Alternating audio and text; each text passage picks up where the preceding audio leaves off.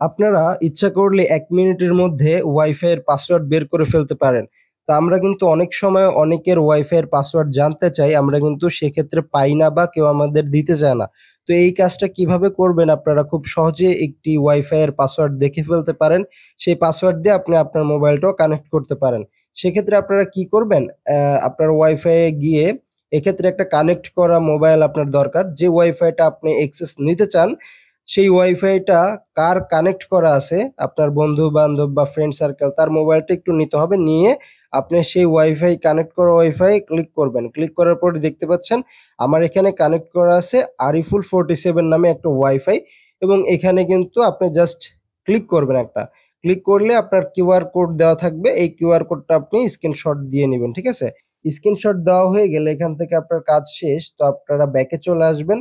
ব্যাকে এসে আপনারা Google Chrome এ ঢুকবেন।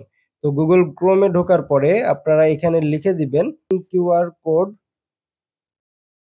স্ক্যানার, ঠিক আছে? তো কিউআর কোড স্ক্যানার লিখে সার্চ করলে আপনারা অনেকগুলো ওয়েবসাইট পেয়ে যাবেন এবং এখান থেকে যেটা আপনার ভালো বা কাজ করে সেটা আপনি সেই লিঙ্কে আপনি ঢুকে আপনার সেই ইমেজটা আপলোড করলে পাসওয়ার্ডটা পেয়ে যাবেন। তো আমি এটা দেখাচ্ছি না।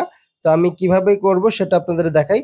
ধরেন Google Chrome এ আসার পরে হোম পেজেই আমি এখানে একটা অপশন বা ২ টা অপশন দেখতে পারবেন আপনারা।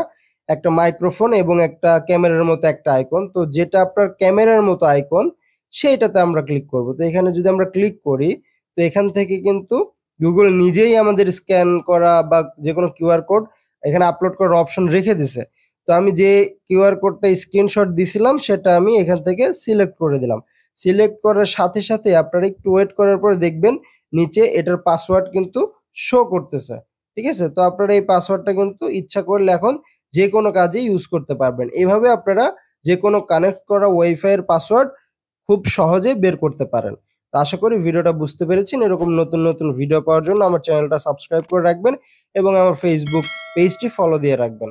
ধন্যবাদ সবাই ভালো থাকবেন। আল্লাহ হাফেজ।